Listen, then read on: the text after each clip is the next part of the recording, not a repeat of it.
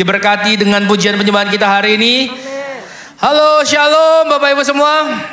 Puji Tuhan. Kita ada di minggu keempat di bulan ini. Coba lihat samping kiri kanannya, masih tetap semangat? Masih tetap bersemangat? Masih tetap penuh semangat? Masih tetap mau berjuang untuk hari-hari ke depan?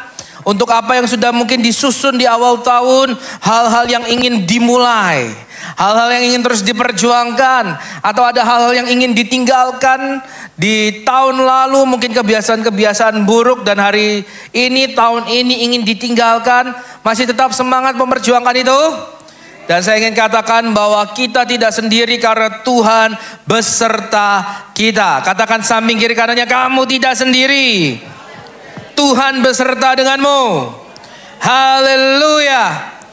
Selamat datang Bapak Ibu dalam ibadah di Gereja Penyebaran Injil Al-Usai. Kami senang Bapak Ibu ada di sini.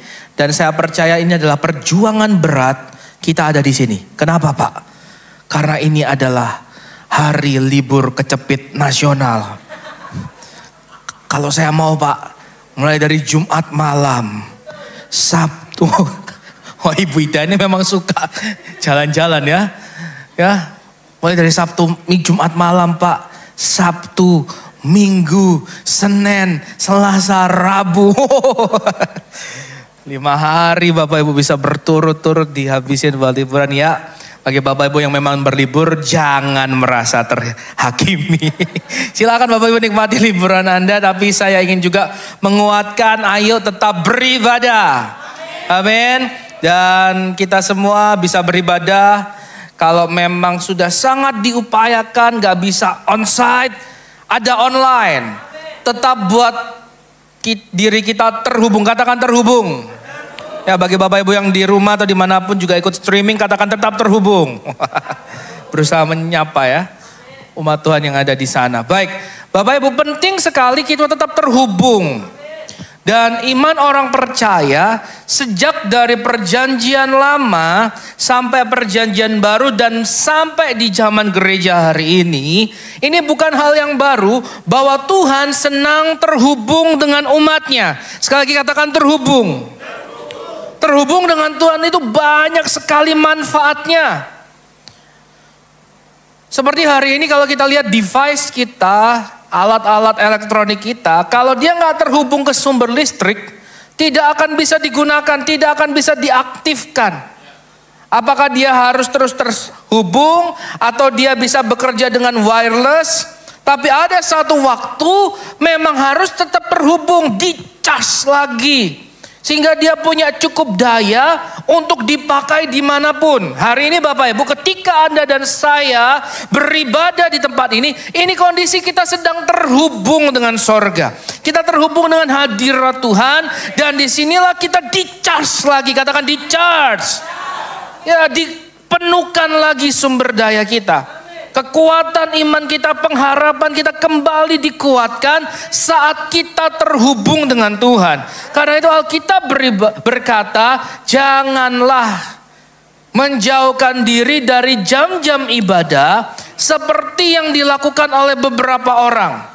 Sekali lagi ibadah itu sangat berguna untuk Anda dan saya. Mengapa Bapak Ibu? Karena kita dipanggil, dipilih, ditetapkan menjadi anak Tuhan. Dan anak tidak akan bisa melakukan apapun kalau dia tidak terhubung dengan Bapaknya. Panggilan kita sebagai anak Tuhan, kita harus terhubung. Sehingga tatkala nanti kita mode wireless, lepas dari tempat ini kita ke keluarga kita masing-masing mode wireless, kita ke tempat kerja kita, kita ke masyarakat, kita ke tempat pergaulan kita, dimanapun kita berada kita tetap bisa aktif. Bisa punya daya. Karena apa? Kita sudah terus terhubung dengan Tuhan. Katakan ke samping kiri kananmu, terus terhubung dengan Tuhan. Haleluya. Karena itu hari ini saya ingin menguatkan kita, firman Tuhan hari ini menguatkan kita untuk pentingnya membangun rumah Tuhan. Saya buka dengan sebuah pertanyaan, apakah kita tidak memiliki waktu untuk ibadah? Rumah Tuhan sejak zaman perjanjian lama sampai hari ini itu identik dengan peribadahan. Dan Tuhan sangat memprioritaskan rumah Tuhan itu dibangun. Dan mengapa? Karena Tuhan ingin terhubung. Tuhan ingin memberikan perhatian. Dan dia juga minta kita memperhatikan dia. Nah, saya buka dengan pertanyaan, apakah kita tidak memiliki waktu untuk ibadah? Ya, tantangannya di masyarakat modern hari ini Bapak Ibu, kita punya banyak sekali aktivitas yang perlu kita urus, yang perlu kita kerjakan. Dan terkadang kita memiliki sebuah kondisi di mana kita dalam sebuah pilihan. Ibadah enggak ya? Ibadah enggak ya? Bahkan waktu kita ada di tempat ibadah pun kita masih punya pilihan. Dengerin serius enggak ya? Ngikutin ibadah dengan baik enggak ya? Seakan waktu kita sangat minim untuk kita benar-benar bisa memberikan prioritas. Waktu yang prioritas untuk kita beribadah. Nah, saya ambil sebuah pendekatan sederhana Bapak Ibu. Next slide saya. 1 tahun itu berapa hari Bapak Ibu? 365 hari. Ya, ini bukan saya gunakan untuk nuding sini sana, bukan Bapak Ibu. Tapi untuk sekedar kita memikirkan ulang. 1 tahun itu 365 hari. Dan saya hitung Bapak Ibu, hari libur nasional di 2025 itu kurang lebih ada 17 hari. Dan kalau ditambahkan dengan cuti bersama, itu kurang lebih 20 hari Bapak Ibu. Bahkan bisa lebih dari 20 hari. Bergantung kantornya, tempat kerjanya ngasih cuti bersama enggak. Bergantung berapa hari yang disepakati cuti bersamanya. Tapi saya hitung-hitung Bapak Ibu, kalau ditambah dengan hari Minggu, yang mayoritas kita semua libur, enggak kerja di hari Minggu, berarti sedikitnya dalam 1 tahun ada 70 hari libur. Berapa Bapak Ibu? 70. Ini hampir 2 bulan kita punya waktu libur. Hak kita untuk berlibur. Kecuali memang ada tanggung jawab yang mengharuskan kita tetap bekerja, tetap beraktivitas di hari libur itu ya. Itu kembali kepada kondisi. Tetapi secara umumnya kita punya 70 hari libur. Nah, saya pakai konsep 1/10 Bapak Ibu. Tuhan itu mengajarkan umatnya sebelum akhirnya kemerdekaan terjadi di dalam Kristus, dan Tuhan berkata, dan Tuhan mengajarkan, Paulus berkata, hidupku bukanlah milik aku lagi, oleh karena Kristus sudah ditebus, gitu ya. Dan Tuhan kasih sebuah step. Gimana bisa supaya kita itu benar-benar belajar menyerahkan seluruh kehidupan kita untuk Tuhan. Tuhan kasih langkah yang kecil-kecil yang kita kenal dengan 1/10. Ya, kita kenal ini dalam konsep memberikan kembali apa yang Tuhan percayakan. Perpuluhan. Tapi saya tidak bahas itu Bapak Ibu. Saya ngomong gini, konsep 1/10 itu saya nilai sebagai sebuah cara Tuhan mendidik hati umatnya untuk mulai bisa ngomong gini, dalam hidupku ini ternyata ada bagian Tuhan. Aku gak boleh lupa itu dan aku harus kembalikan. Termasuk hari dalam hidup kita. Termasuk waktu di dalam kehidupan kita. Menurut saya Tuhan lebih suka waktu Anda bertemu terhubung dengan Dia daripada perpuluhan Anda. Secara pribadi saya sampaikan itu Bapak Ibu. Karena saya melihat firman Tuhan, kerap kali Tuhan menegur umat Israel. Lewat nabi-nabinya Tuhan bilang gini, mana yang lebih aku suka menurutmu? Lemak dari lembu-lembu itu atau ketaatanmu? Jadi kembali lagi Tuhan lebih tertarik bagaimana kita mau memprioritaskan Tuhan, membangun hubungan dengan Tuhan, mentaati Tuhan daripada sekedar membawa persembahan kita. Membawa persembahan kita itu adalah bagian dari bagaimana kita mensyukuri kebaikan Tuhan, dari bagaimana kita mentaati kehendak Tuhan. Itu cuma bagian. Tetapi yang Tuhan inginkan dalam kehidupan kita adalah hubungan. Karena itu sekali lagi katakan ke samping kiri kanannya, mari kita terhubung pada Tuhan. Kalau ikuti konsep atau pola 1/10 dari 365 hari Bapak Ibu, paling tidak ya mbok ada 36 hari aja kita berikan waktu kita untuk terhubung dengan Tuhan. Kalau dipotong dari 70 hari libur, ya paling enggak dalam 1 tahun 7 hari aja Bapak Ibu kita punya kesadaran untuk terhubung dengan Tuhan. Kami dalam tim pastoral, setiap Bapak Ibu yang beribadah di hari Minggu, kita catat kehadirannya. Mumpung masih gereja kecil Bapak Ibu. Mumpung kehadiran per minggu itu mungkin 200, 400. Jadi masih bisa absen satu-satu. Ada jemaat Tuhan, Pak Ripto namanya, yang setia catetin nama-nama Bapak Ibu yang hadir. Wow, luar biasa Bapak Ibu. Kenapa? Karena kami rindu mendorong untuk Bapak Ibu bisa secara, apakah secara sadar atau dikondisikan. Dikondisikan maksudnya gini, wah tiba-tiba hari ini izin pakai nama Pak Anton misalnya. Wah Pak Anton gak hadir. Wah kita harus tahu nih, kenapa Pak Anton gak hadir. Nanti ada tim yang akan telepon. Waktu ditelepon ternyata butuh didoakan, akan didoakan. Itu gunanya Bapak Ibu. Dicatat. Nah akan diarahkan lagi, Pak, kita tunggu ya kehadiran Bapak untuk bersama beribadah di minggu berikutnya. Akan terus seperti itu. Jadi kalau nggak bisa secara natural, kita kondisikan. Karena kita tahu Bapak Ibu, beribadah itu penting. Terhubung dengan Tuhan itu penting. Sehingga gereja punya tanggung jawab untuk terus menyuarakan ini. Jadi mohon Bapak Ibu kalau nanti Bapak Ibu nggak datang, nggak masuk, terus ditelepon dari sekretariat, jangan bosan ya Bapak Ibu.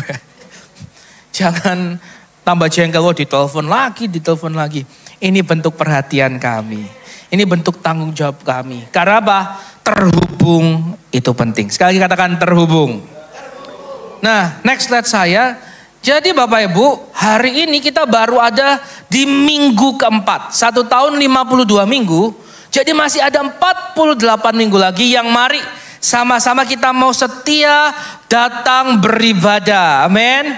Sebisa mungkin kita aktif beribadah. Ya, 48 minggu lagi Bapak Ibu. Jangan bolos atau titip absen. Katakan ke samping kiri kanan, gak ada bolos, gak ada titip absen. Ya, ibadah sifatnya pribadi. Ya, karena itu 48 minggu ke depan, ayo Bapak Ibu. Kita semangat. Kalau memang gak ada satu alasan yang benar-benar membuat kita terhalang untuk tidak beribadah, ayo datang beribadah.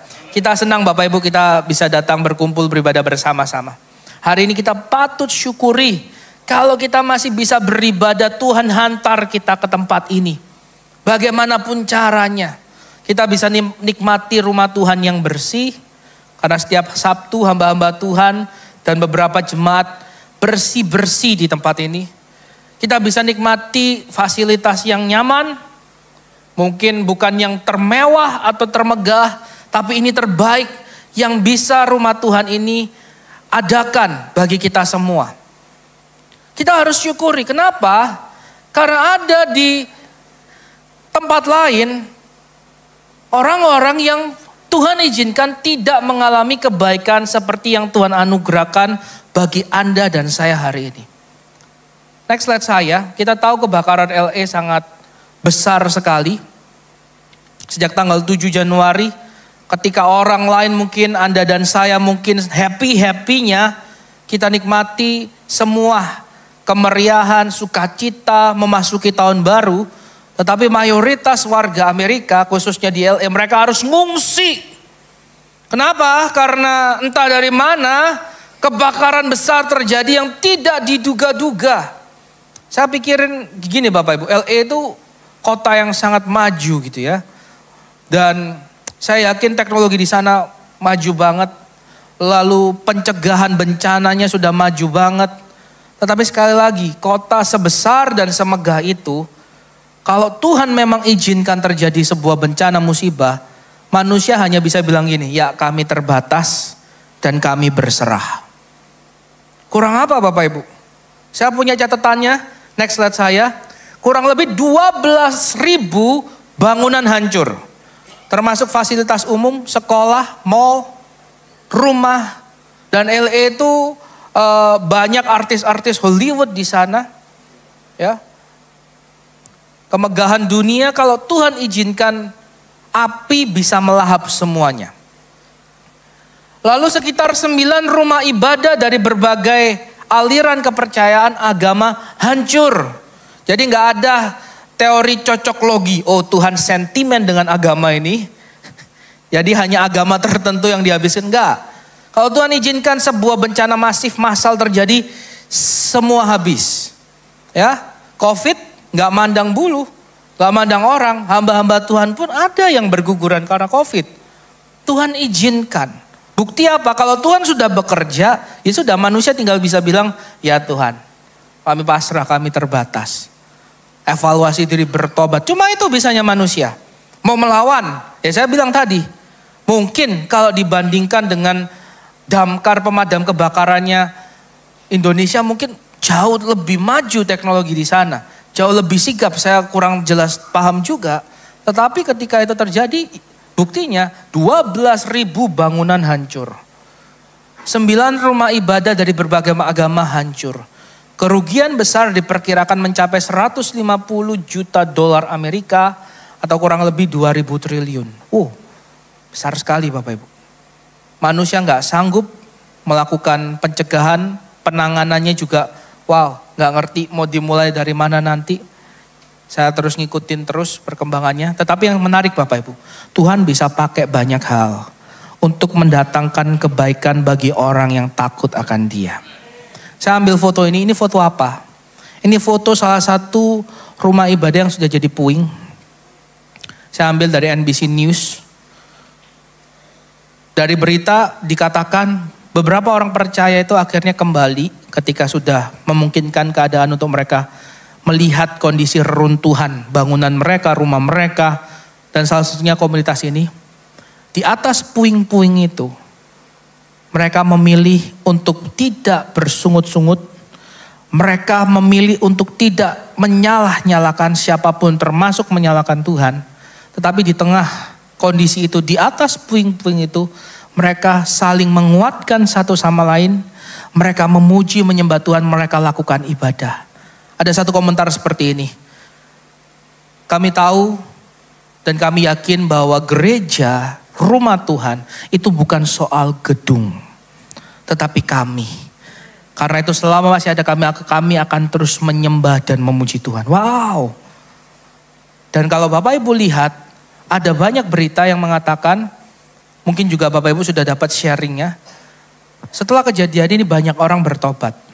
Di tengah Amerika mengalami kemerosotan iman, ternyata kebakaran ini menjadi sebuah pintu bagi mereka kembali lihat Tuhan. Bapak Ibu, Tuhan bisa pakai banyak hal. Bagi Tuhan lebih baik 2.000 triliun rupiah itu hilang, tapi ada orang-orang yang selamat. Tuhan bisa izinkan Bapak Ibu apapun hilang dalam kehidupan kita. Tuhan bisa izinkan kita nggak menerima jawaban yang kita mau, hal-hal ideal yang kita inginkan, yang kita pikirkan, yang kita kejar dan kita harapkan. Karena yang terpenting di mata Tuhan, kita mengalami keselamatan. Umat-umat Tuhan mengalami pertobatan. Sehingga mereka tidak binasa kekal di neraka, tetapi hidup kekal bersama Tuhan di sorga. Dari kacamata Tuhan itu yang terpenting.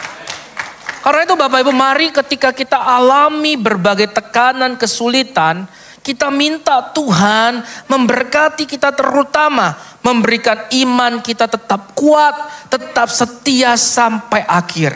Katakan sekali Yesus tetap Yesus. Katakan setia sampai akhir. Kebakaran ini hanya sebuah contoh kecil. Kalau kita lihat di kitab Wahyu yang Bapak Gembala Senior ajarkan, dunia dengan segala kemewahannya Bapak Ibu, satu kali kelak akan dihanguskan oleh nyala api. Gak ada yang bisa tahan. Dan bagaimana hari ini kita beribadah kepada Tuhan, itu menentukan nanti kita masuk golongan yang mana. Yang akan selamat dengan percaya Yesus, hidup setia sampai akhir iman kepada Yesus. Atau kita masuk bagian yang akan dihukum, yang akan ngalamin api kekal di neraka.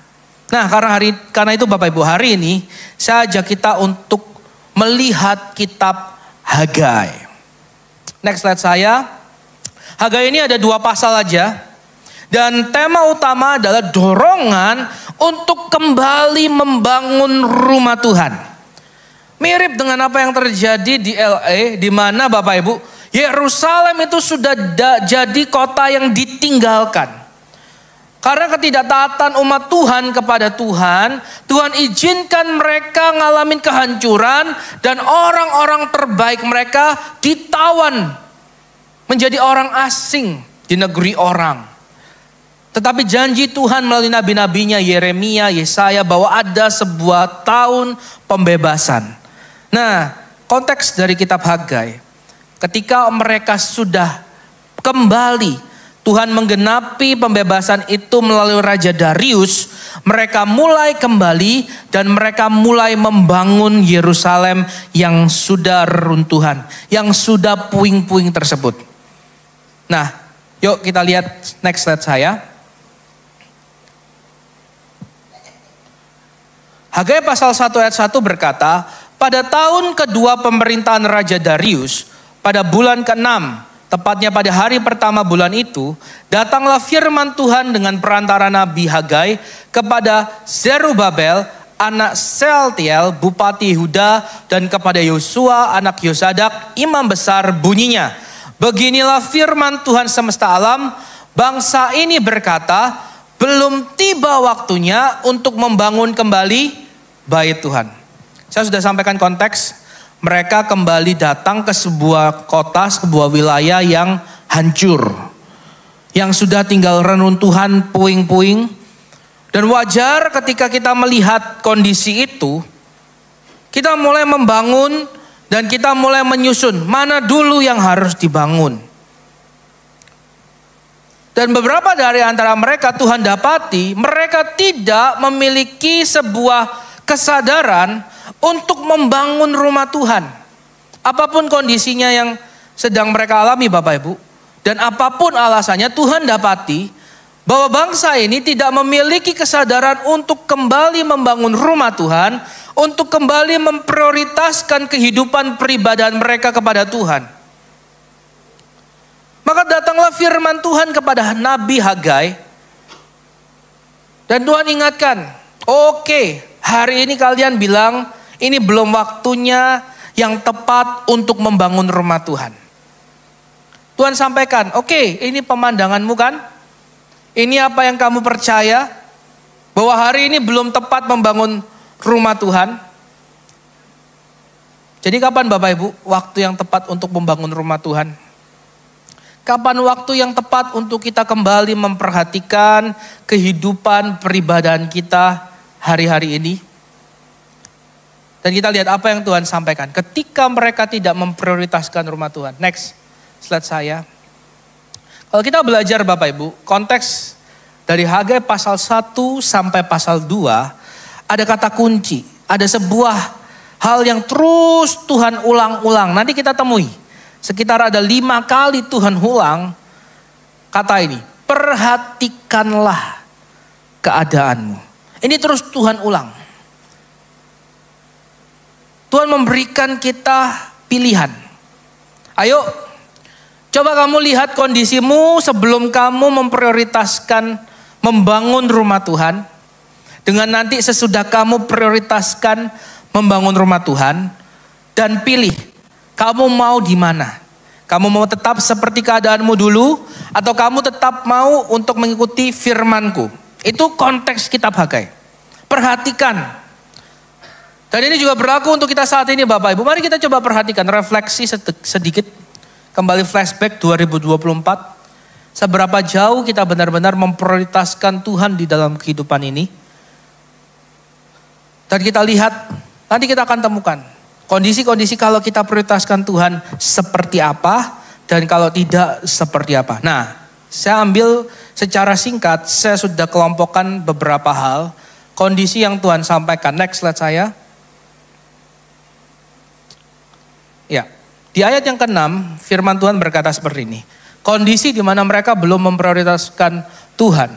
Kamu menabur banyak tetapi menuai sedikit. Kamu makan tetapi tidak merasa kenyang. Kamu minum tetapi tidak merasa puas. Kamu berpakaian tetapi tidak merasa hangat. Orang yang menerima upah seakan menerimanya dalam pundi-pundi yang berlubang. Kamu kejar tapi hasil gak maksimal. Kamu berusaha nyimpan tapi ada aja bocor halus gitu ya. Bapak Ibu pernah punya kendaraan yang bocor halus? Jengkelin kadang ya. Ya, kayaknya lebih enak kalau bocor langsung dor gitu ya. Atau langsung kelihatan banyak kempes daripada bocor halus gitu. Karena bisa jadi waktu kita parkir gitu, tiba-tiba waktu kita mau pakai lagi, wah sudah gak bisa dipakai. Bocor halus Bapak Ibu. Tekanan bannya gak enak, jalannya gak enak, terjadi kebocoran halus. Bocor halus. Tuhan bilang kalau kita gak memprioritaskan, ini loh kondisimu. Kamu kejar apa yang menjadi prioritasmu sendiri. Kamu kejar agendamu sendiri. Dan hasilnya ketidakmaksimalan. Ayat 7. Kamu mengharapkan banyak, tetapi sesungguhnya hasilnya sedikit. Ketika kamu membawanya ke rumah, aku menghembuskannya. Mengapa demikian? Firman Tuhan semesta alam. Sebab baitku tetap menjadi reruntuhan, sedangkan kamu masing-masing sibuk dengan rumahmu sendiri. Secara manusia membangun kota waktu itu sangat penting. Gak jelas. Orang-orang ini dari pembuangan kembali ke Yerusalem. Mereka pikir, Pak, yang paling penting bangun tembok dulu. Nanti kalau musuh menyerang gimana? Pak, yang penting bangun rumah dulu, Pak. Kami mau tinggal di mana? Pak, yang terpenting bangun ladang dulu. Kami mau makan apa nanti? Hal-hal yang mereka utarakan, yang mereka kerjakan selama itu benar, itu penting, itu masuk akal untuk diprioritaskan. Tetapi ketika firman Tuhan datang, Tuhan mengevaluasi apa yang menjadi prioritas mereka. Tuhan sampaikan kondisimu sebelum kamu memprioritaskan firman Tuhan, sebelum kamu memprioritaskan pembangunan rumah Tuhan, itu seperti ini loh. Benar, itu penting. Tapi gak ada maksimal, gak sampai maksimal. Bapak Ibu bisa bayangkan kondisi kalau hal itu terjadi kepada kita hari ini. Betapa itu sangat melelahkan. Betapa itu sangat capek. Kita sudah mati-matian mengerjakan segala hal, tapi rasanya tidak membuahkan hasil. Kita sudah memberikan terbaik all out, tapi kayaknya kurang memuaskan. Kita berusaha menyimpan untuk dan ini dan itu. Kita sudah coba manage dengan sebaik-baiknya, tapi ada kebocoran halus di sana sini yang mengakibatkan kerugian, atau kita gak bisa menikmati dengan baik hasil jerih lelah kita. Dan Tuhan ingatkan melalui firman Tuhan hari ini. Cek, kemungkinan Tuhan dapati kita belum memprioritaskan Tuhan di dalam hidup kita. Gimana bangunan rumah Tuhan itu? Tadi saya sudah sampaikan di awal, hari ini kita tahu bahwa rumah Tuhan itu bukan gedung, bukan gereja dengan 4 tembok ini. Di perjanjian baru sudah disampaikan bahwa hidup kita inilah bait Tuhan. Tidak tahukah kamu bahwa hidupmu itu adalah bait Roh Kudus yang diam di dalam kamu. Dan Tuhan mau kita terus berikan waktu agar hidup kita ini terus dibangun. Katakan dibangun Bapak Ibu.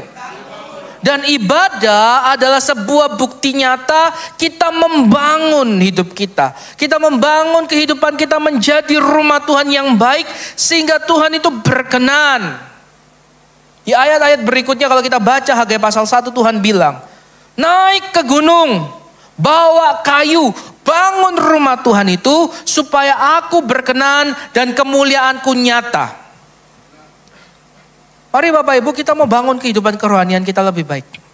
Ya, pekerjaan, keluarga, hobi kita itu hal yang baik juga, hal yang penting untuk kita lakukan. Tetapi di atas semuanya itu kita berikan apa yang Tuhan mau, apa yang Tuhan harapkan untuk kita berikan dalam hidup ini. Dan Tuhan mau kita terhubung.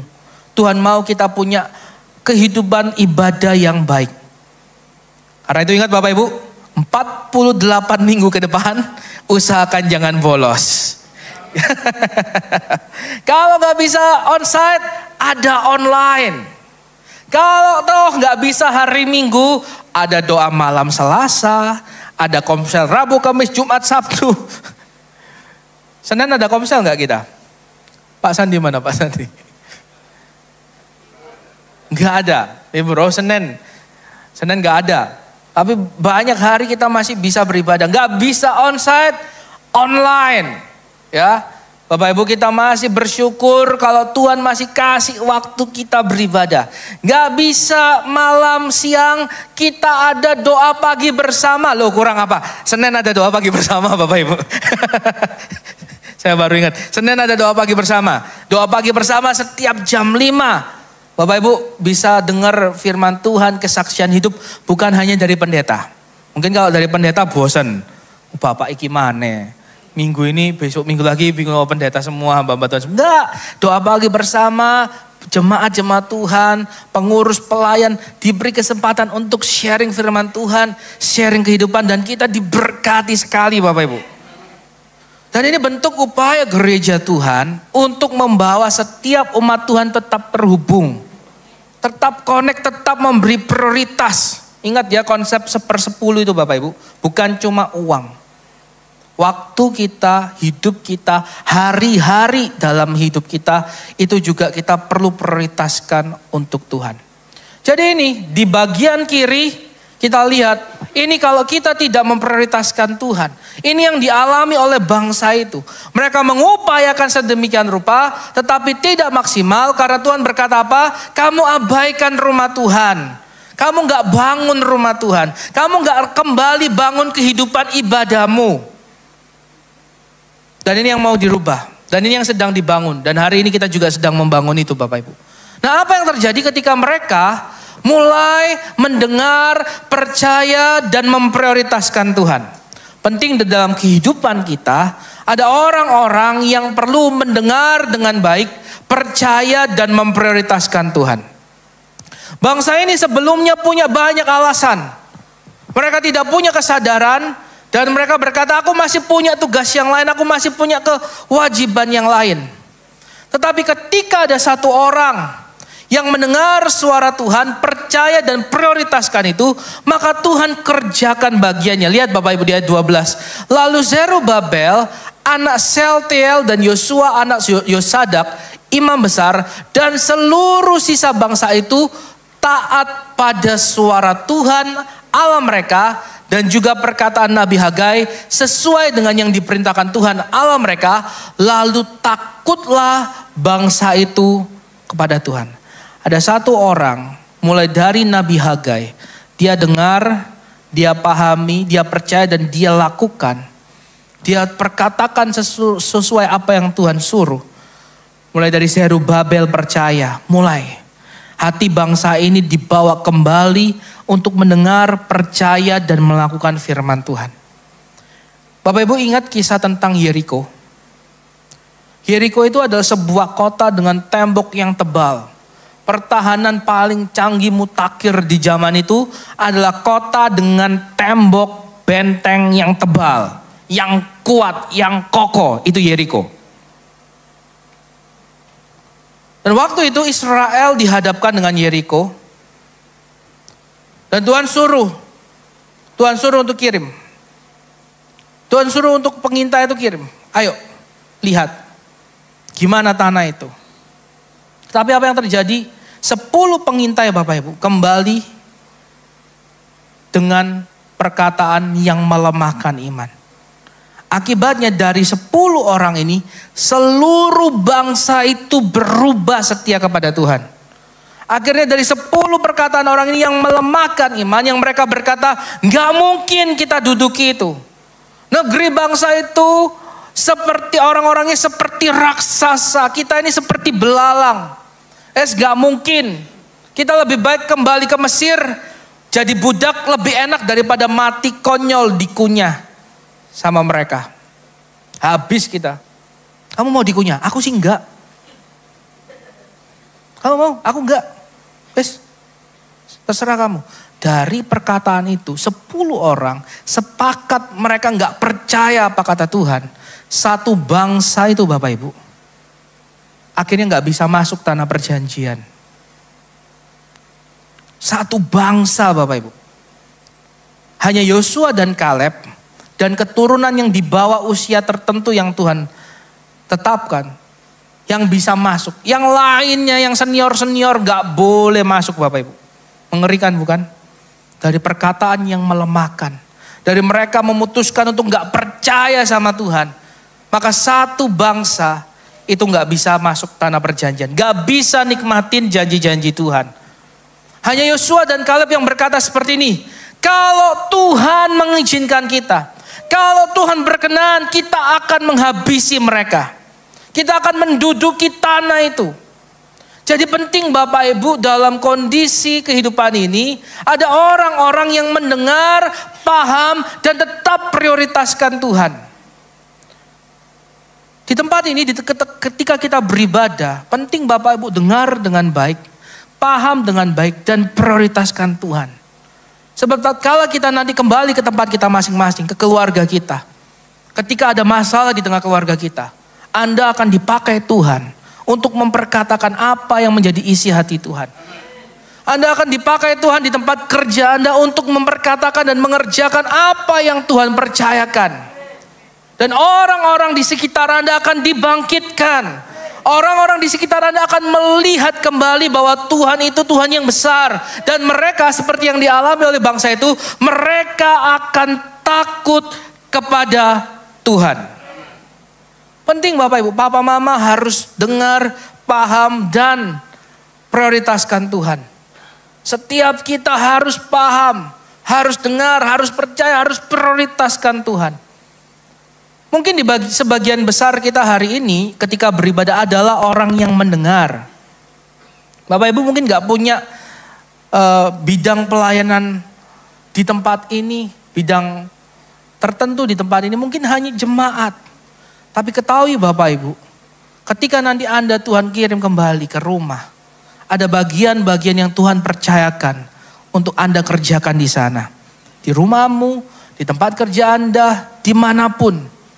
Kita semua harus tetap aktif mengerjakan rencana Tuhan. Karena itu penting untuk kita tetap mendengar, percaya, dan prioritaskan Tuhan. Apalagi Hagai pasal 1 ayat 13. Lalu berkatalah Hagai, utusan Tuhan sesuai dengan pesan Tuhan kepada bangsa itu demikian. Aku menyertai kamu. Lihat, kalau ada orang yang mau mendengar, percaya, dan prioritaskan Tuhan, ada penyertaan Tuhan. Katakan penyertaan Tuhan. Apapun yang Anda hadapi, apapun yang Anda lalui, kita butuh penyertaan Tuhan. Itu yang membawa damai. Itu yang membawa kita walaupun kata gembala senior pakai kata ngeri-ngeri sedap. Tapi kalau kita tahu Tuhan beserta kita, loh Bapak Ibu, ketika zaman COVID, tempat hiburan di Bali itu kan murah banget ya. Dan seumur-umur hidup, saya enggak pernah Bapak Ibu, apa itu yang pakai kayak topeng, kayak helm astronot terus masuk ke laut. Jalan di laut itu. Snorkeling ya? Apa? Ya itulah Bapak Ibu. Gak pernah, tapi waktu itu karena Bali lagi murah-murahnya dan sudah bisa diakses, kami sekeluarga ke sana.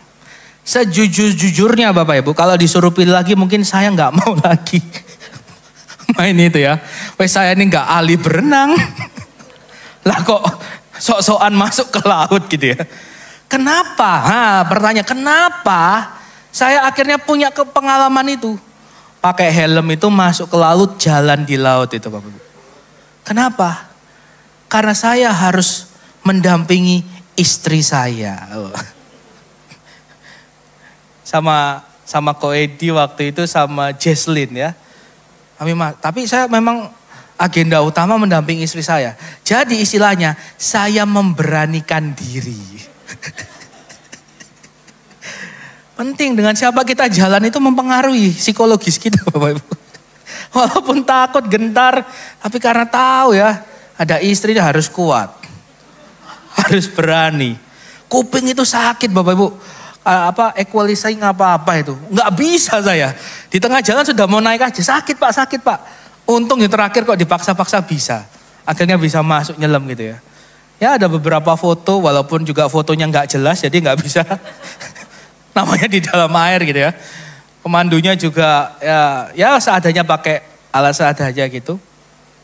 Itu pengalaman dengan siapa kita jalan itu mempengaruhi Bapak Ibu. Nah kalau kita jalan sama Tuhan, keberadaan Tuhan itu mempengaruhi kita Bapak Ibu. Saya ingin memastikan kalau kita jalan sama Tuhan, bukan kita yang mempengaruhi Tuhan. Keberadaan Tuhan yang mempengaruhi kita. Kalau kita lagi berupaya jadi orang sabar, dengan kita berjalan sama Tuhan, kesabaran Tuhan itu akan mempengaruhi kita. Kalau kita sedang berusaha untuk berkata-kata yang penuh berkat, ya dengerin aja deh. Tuhan mana pernah sih mengeluarkan kata-kata gak baik. Dan karena itu mempengaruhi kita. Kalau kita berjalan bersama Tuhan yang penuh kasih, maka kasih Tuhan itu akan mempengaruhi kita. Kalau kita berjalan pada Tuhan yang penuh maaf, yang memberikan kesempatan terus dan terus, itu juga akan mempengaruhi kita. Dengan siapa kita berjalan itu akan mempengaruhi Bapak Ibu. Dan percayalah kalau kita berjalan bersama Tuhan, keberadaan Tuhan itu akan mempengaruhi kita. Nggak ada hal yang terlalu sulit untuk Tuhan ubah asal kita mau berjalan bersama Dia. Kita mau terlepas dari sebuah kebiasaan yang gak baik, dengan kekuatan kita akan sulit. Tapi percaya kalau Tuhan yang berjalan bersama kita akan dirubah terus semakin serupa dengan Kristus. Jadi penyertaan Tuhan ini begitu penting. Maka Tuhan berkata, kalau kamu memprioritaskan aku akan menyertai kamu. Dan penyertaan Tuhan itu cukup. Katakan Bapak Ibu, penyertaan Tuhan itu cukup. Yusuf itu dijual, dibuang sama keluarganya, sama saudara-saudaranya sendiri dijual. Mau dibunuh tapi gak jadi, dijual jadi budak. Tahulah Bapak Ibu gimana sih nasib budak. Hanya karena penyertaan Tuhan, dimanapun dia berada, di bawah sumur yang kering, Tuhan sertai. Akhirnya gak jadi dibunuh. Dijuallah dia jadi budak. Di tengah rumah tuannya sebagai budak dia disertai. Jadilah dia kepala dari rumah itu yang mengurusi semua urusan rumah tangga di rumah itu. Karena Tuhan yang beserta. Dia difitnah, dimasukkan ke dalam penjara. Apalah masa depan seorang narapidana di negeri asing. Ngeri banget Bapak Ibu. Tapi karena penyertaan Tuhan, Tuhan angkat dia dari penjara sampai pada akhirnya dia menjadi orang nomor 2 di Mesir. Bukan karena kuat gagah Yusuf, bukan sekedar karena ada orang dalam yang dia kenal, tetapi karena penyertaan Tuhan. Anda mau disertai Tuhan Bapak Ibu? 2025 dengar, percaya dan prioritaskan Tuhan. Berikutnya ayat 14. Tuhan menggerakkan. Wow, ini yang keren. Kalau kita ikuti teori partikel, semua yang terjadi ini ada kegerakannya Bapak. Ada yang bergerak di sini. Maka ada sebuah peristiwa besar, ada sebuah kejadian besar karena semuanya itu bergerak. Karena kalau nggak bergerak nggak terjadi apa-apa. Seorang filsuf berkata, dari semua yang digerakkan, ada satu sosok yang tidak terpengaruh oleh gerakan apapun. Dia yang menggerakkan dan dia itu adalah Tuhan. Jadi Tuhan itu menggerakkan. Ketika ada orang-orang yang mau mendengar, percaya dan memprioritaskan Tuhan, Tuhan gerakkan. Ingat Bapak Ibu, hati bangsa ini sebenarnya gak percaya. Hati bangsa ini sebenarnya gak prioritaskan Tuhan. Tetapi ketika ada pribadi-pribadi yang percaya, mendengar, percaya dan melakukan, memprioritaskan Tuhan, Tuhan gerakkan. Ketaatan kita itu bukan sebuah hal yang sepele.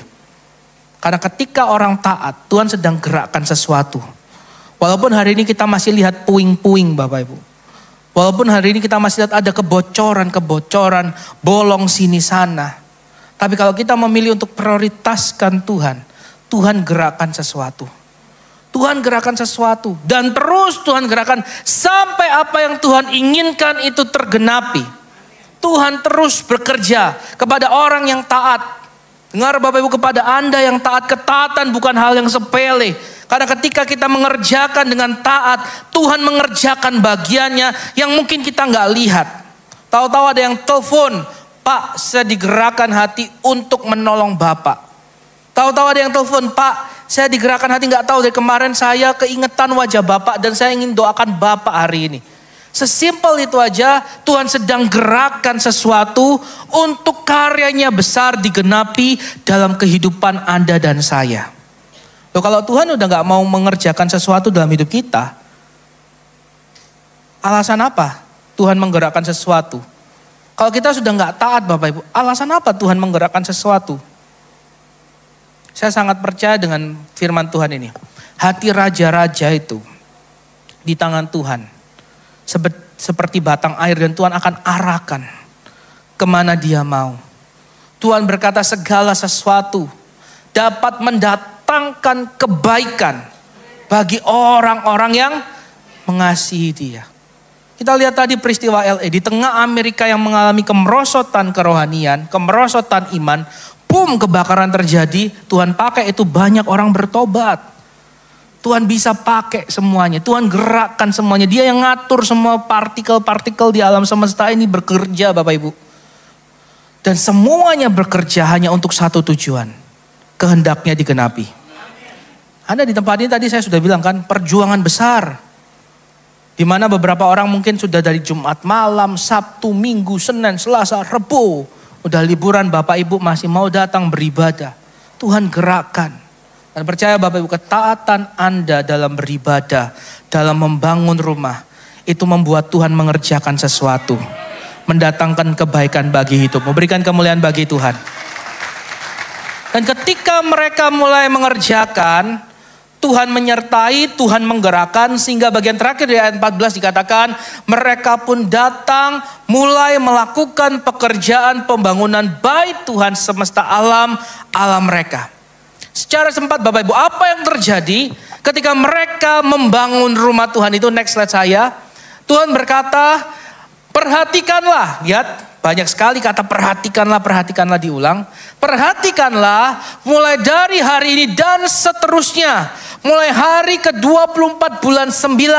Sejak hari diletakkannya dasar bait Tuhan, perhatikanlah. Selagi masih ada benih dalam lumbung, dan apakah pohon anggur, pohon ara, pohon delima, dan pohon zaitun belum berbuah, mulai dari hari ini aku akan memberkati. Urusan pribadi, yes. Tuhan tidak pernah lalaikan itu. Tuhan tahu, Tuhan peduli dengan keperluan, kebutuhan, tantangan, permasalahan kehidupan kita. Ya. Tapi tahukah Bapak Ibu, dalam mengerjakan segala sesuatu kita perlu berkat Tuhan. Masyarakat Yahudi mulai sejak perjanjian lama, bahkan sebelum ada Israel pun dibentuk, sudah ada pemahaman bahwa segala sesuatu itu perlu berkat Tuhan. Oh, itu udah warisan kearifan dari zaman purba Bapak Ibu. Bahwa manusia itu perlu berkat Tuhan. Maka untuk mencari berkat Tuhan, mereka banyak melakukan banyak hal. Ada yang sesuai keinginan Tuhan, ada yang karena keterbatasan mereka belum kenal Tuhan yang benar, mereka bentuk batu, mereka bentuk pohon. Mereka melakukan ritual ini dan itu untuk apa? Untuk dapat berkat Tuhan. Di dalam Kristus kita sudah dicerahkan bahwa Kristus jalan kita kepada Bapa. Dan karena itu berkat anak itu menjadi bagian kita. Kita tinggal butuh taat Bapak Ibu.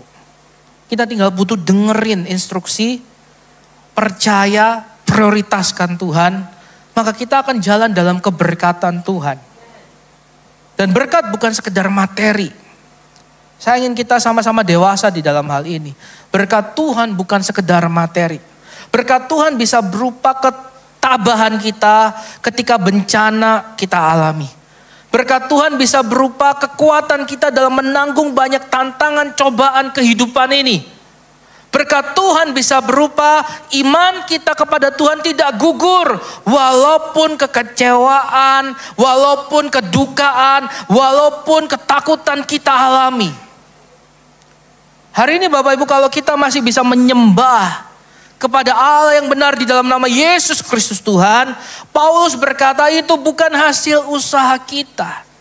Jangan ada seorang pun yang memegahkan diri. Itu semua kasih karunia dan itu berkat Tuhan. Saya menyaksikan banyak juga orang Kristen yang ketika mengalami tantangan mereka undur daripada Tuhan. Banyak hamba-hamba Tuhan. Apakah karena kesusahan ataukah karena berkat-berkat kelimpahan, tapi mereka nggak taat, mereka juga tinggalkan Tuhan. Sehingga kesimpulan saya mengarah kepada statement bahwa iman yang terpelihara setia sampai akhir itu pun juga berkat Tuhan. Katakan ke samping kiri kanan, kamu perlu berkat Tuhan. Karena itu setia taat sama Tuhan. Hari ini kita belajar penting. Ada orang yang benar-benar dengar, percaya, dan memprioritaskan Tuhan. Dan firman Tuhan jelas kepada bangsa ini sejak hari ini. Jadi kapan waktu terbaik untuk membangun rumah Tuhan Bapak Ibu? Hari ini. Firman Tuhan berkata ketika engkau mendengarkan firman Tuhan jangan keraskan hatimu. Berikan hatimu dibentuk. Kau akan disebut orang yang berbahagia. Dan karena itu tidak ada waktu yang lebih baik dari membangun kembali rumah Tuhan. Yaitu kehidupan peribadahan kita, kehidupan manusia roh kita. Tidak ada waktu yang lebih baik selain daripada hari ini. Dan karena itu firman Tuhan berkata sejak hari diletakkannya dasar bait Tuhan. Mulai dari ini aku akan memberkati. Jadi Bapak Ibu mari kita memiliki sebuah kekuatan. 48 minggu. Next slide saya terakhir. Saya undang tim Present Worship maju ke depan. Katakan bangunan rumah Tuhan itu adalah saya. Ya. Karena itu statement terakhir saya Bapak Ibu. Biarlah hidup kita menjadi bait kudusnya Tuhan. Maukah kita mulai dengan langkah sederhana aja Bapak Ibu. Langkah sederhananya bagaimana? 48 minggu ke depan. Ayo setia beribadah. Sekali lagi katakan ke samping kiri, jangan bolos. Nggak ada titip absen. Ya, beribadahlah dengan setia dan sungguh-sungguh. Karena itu cara Tuhan memberkati kita. Dan kita lihat 2025 dengan membangun kembali rumah Tuhan. Jam-jam ibadah kita, jam-jam saat teduh kita akan berjalan di dalam berkat-berkat Tuhan. Mari kita sama-sama datang kepada Tuhan. Haleluya. Tuhan tidak pernah tinggalkan sendiri. Apa yang disampaikan di awal oleh bangsa ini. Tuhan aku harus bangun tembok dulu. Aku harus bangun rumahku dulu. Aku harus bangun ladang. Ya Tuhan tahu. Tapi Tuhan mau bilang gini. Wait. Kamu coba sampingkan itu sebentar. Tanggalkan itu sebentar. Coba dengar aku dulu. Tuhan itu kayak ngomong gini. Ayo dong lirik aku lagi dong. Ayo dong. Lihat ke aku lagi, seperti dulu kamu cinta mula-mula sama aku gimana sih? Kok sekarang gara-gara itu kamu gak lihat aku lagi gitu. Kamu gak mau denger aku, kamu gak mau luangin waktumu sama aku. Kamu kejar apa yang kamu pandang baik, tapi aku kasih tahu itu gak maksimal. Kamu sudah berupaya tapi gak maksimal. Ayo dong, kamu gak capek, kamu gak lelah. Apa kamu gak kurang frustasi hadapi hal seperti itu? Aku mau kasih tahu kamu hal yang lebih baik. Dengar aku, percaya, prioritaskan. Dan sejak hari itu, aku akan berkati kamu. Secara sederhana saya sampaikan Bapak Ibu mari. Memilih untuk memprioritaskan Tuhan adalah pilihan yang terbaik. Dan lewat kebenaran firman Tuhan ini refleksi rohani untuk kita saat ini. Gimana kondisi rumah Tuhan hari-hari ini. Gimana kondisi kehidupan ibadah kita. Tuhan mau kita kembali pulihkan itu. Kalau dulu waktu kita punya tantangan persoalan kita cari Tuhan. Kita doa puasa. Kita doa malam. Kita komsel. Kita ibadah. Ternyata hari-hari ini mungkin sudah tergantikan dengan jadwal yang lain. Tuhan mau coba kita pulihkan lagi. Dan baiknya Tuhan itu, Tuhan gak sedang bikin jadwal agama Bapak Ibu. Karena yang Tuhan mau itu hubungan, bukan sekedar peraturan Bapak Ibu. Tuhan suka itu dari dasar hati, bukan dasar hukum. Beda, kita bukan seperti yang lain. Tuhan yang kita sembah ketika Yesus disingkapkan, sudah mulai pendekatannya bukan lagi asing, jauh, tapi dekat. Seperti Bapa dan anak. Tuhan mau hubungan. Dari dasar hati, bukan karena dasar hukum. Karena itu mari, Tuhan mau kita pulihkan lagi. Put it aside. Ya Tuhan tahu, Tuhan gak ngomong masalahmu, gak penting. No, Tuhan tahu lukamu, Tuhan tahu sakitmu, Tuhan tahu perjuanganmu, ya Tuhan tahu. Tapi ada hal yang Tuhan mau engkau prioritaskan. Yuk bangun yuk hubunganmu sama Tuhan. Bangun dulu kembali. Set Tuhan, ibadah jadi hal prioritas dalam hidupmu. Saya tadi katakan hubungan itu penting sekali Bapak Ibu. Bahkan Yesus berkata, aku gak bisa lakukan apapun kalau aku gak lihat apa yang Bapakku kerjakan. Hari ini kalau kita masih kebingungan, mungkin kita kurang melihat apa yang Bapa kerjakan. Dan hanya bisa kita lihat ketika kita punya hubungan yang baik. Karena itu kembali. Firman Tuhan hari ini menekankan kita. Bangun kembali rumah Tuhan. Rumah Tuhan itu adalah diri kita sendiri. Bangun kembali kehidupan ibadah kita. 48 minggu ke depan, ayo tekad. Kalau bukan karena hal yang sangat urgent, jangan bolos. Jangan tinggalkan jam-jam ibadah kita. Semakin hari semakin terus dipertingkat. Ingat, bukan ritual, bukan dasar hukum, tapi hubungan dari dasar hati.